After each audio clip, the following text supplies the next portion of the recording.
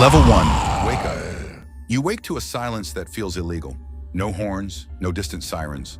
Only the wind in a city caught like a photograph. Your phone is a dead slab of glass. You check it anyway. No messages, no missed calls. Just a battery icon that blinks and dies. You step into the street. A grocery cart lies sideways. Doors hang open like mouths. A dog barks once, then stops. You inhale. The world smells like stopped time. You look for people. Nothing moves but a newspaper page blown down the avenue. Your heartbeat is loud in your ears. You call out. Your voice cracks. No answer but your own echo. That first truth arrives like ice. You might be the last person alive. Fear sharpens into focus. You make a choice without thinking. Move. Don't stay where you can be surrounded. Stay mobile. Stay small. Stay unseen. You lock the door behind you and begin to count what matters. Water, food, shelter, weapons. Every second is inventory. You become urgent. You become exact. You will not panic. Not yet. You can't. Level 2. The quiet city.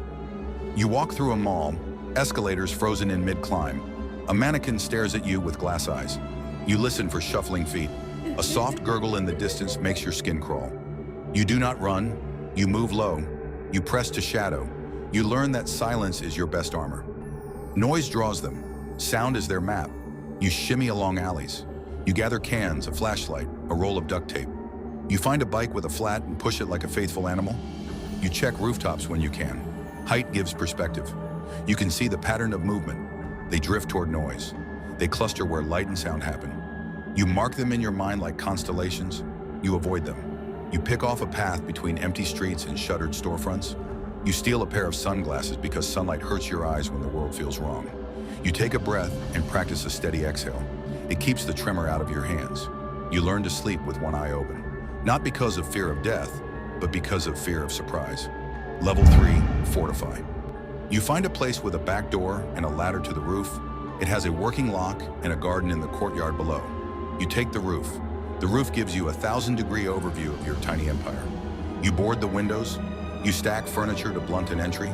You set up noise traps, open tin cans strung on a tripwire for the slow, shuffling ones. You leave loud, false noises in the street at night, far from your base. You learn to mislead. You build a routine. Morning, scout. Afternoon, repair and forage. Night, reinforce and sleep with a crowbar within reach. Loneliness gnaws when you are not busy. You fight it with rituals. You wake the same way each day. You brush your teeth. You make coffee in single-serving sachets because some habits anchor you. You keep a list. Day 12. Battery scavenged from police cruiser. Day 27. First rain since the city went quiet. You keep reminders of who you were. Old photos pinned in a notebook. They smell like another climate. They make your jaw ache. You talk to them sometimes. You answer your own questions out loud to keep your voice tuned. It helps. It keeps your vocabulary wide enough to survive. Level 4. The hunt food runs out faster than delusions do. You plan supply runs like a surgeon. Quick in, precise exit. Never stay in one store more than 5 minutes. Never make the sound of triumph. You move at dawn. Shadows confuse them. You cut through a hospital once. It feels like sacrilege. You avoid touching anything you can't wash. You take antibiotics and bandages. You keep a dedicated kit for bites and a separate kit for everything else. If you get bitten, you know the protocol. You do not become sentimental. A bite is a countdown. You cut it off only if you can guarantee no infection, and you know how to sterilize. You hope you never have to make that choice. You take a truck when you can. Gas is currency. You siphon carefully. Every bit of fuel is a promise to keep going. You hollow out a backpack of clothes, a crowbar, a machete, extra batteries. You carry a flare and a hand crank radio. If someone answers, you want to be heard. You learn to aim blows for the head. It's ugly, clinical, efficient. You train until your muscles remember. You do not romanticize it. Killing is work. Level 5, system survival becomes engineering. You harvest rain with tarps and gutters. You set up solar panels strapped to a balcony. You rig a generator to a bike for short bursts. Water is your obsession. You boil everything. You keep iodine tablets and a charcoal filter made from a soda bottle and sand. You learn to read the weather like a neighbor reads your mood. Cold winters break you. Heat shrinks your patience. You plant lettuce in a tub. It tastes like victory. Every small green thing is a refutation of the silence. Medicine is precious. You tape a notebook with dosages and drug names to the inside of your jacket. You track your sleep and your injuries. Stupidity kills, not the monsters. Your brain is your most valuable tool. You sharpen it with books left in abandoned schoolrooms. You patch the world with knowledge. Level 6, contact.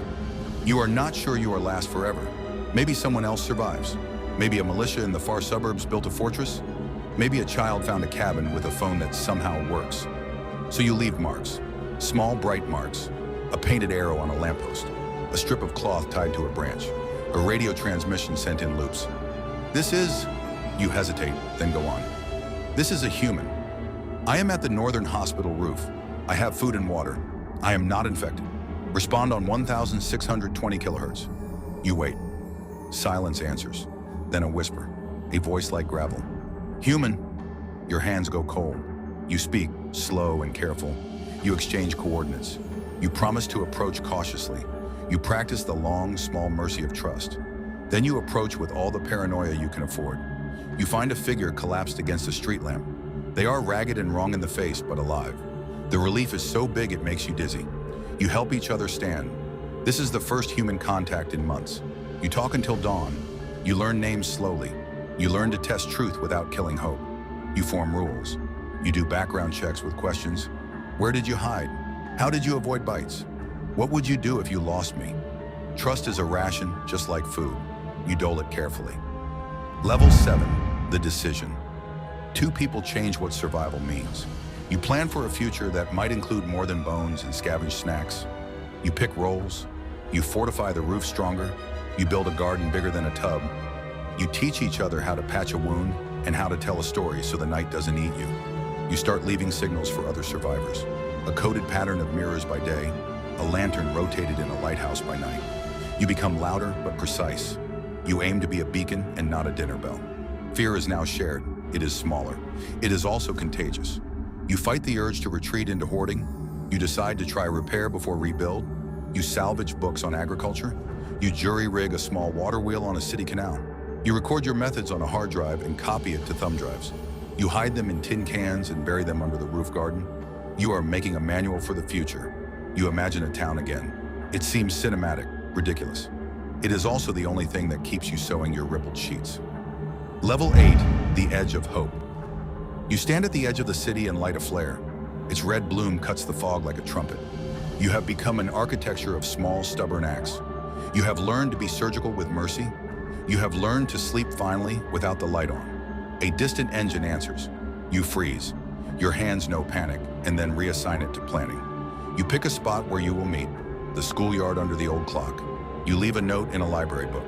You write instructions on the inside cover, coordinates, food caches, and a plea.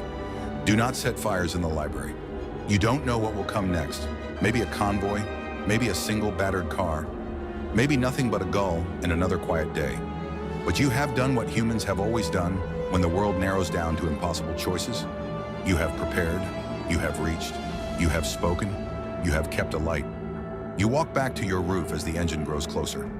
You look at the city below, the broken windows, the banners, the rooftops lashed with laundry-like flags. You breathe. For the first time, the silence feels like a held note, not an accusation. You ready the crowbar. You set the radio to receive the channel you've been using. You wait in the small dark, and you do what you have learned to do best.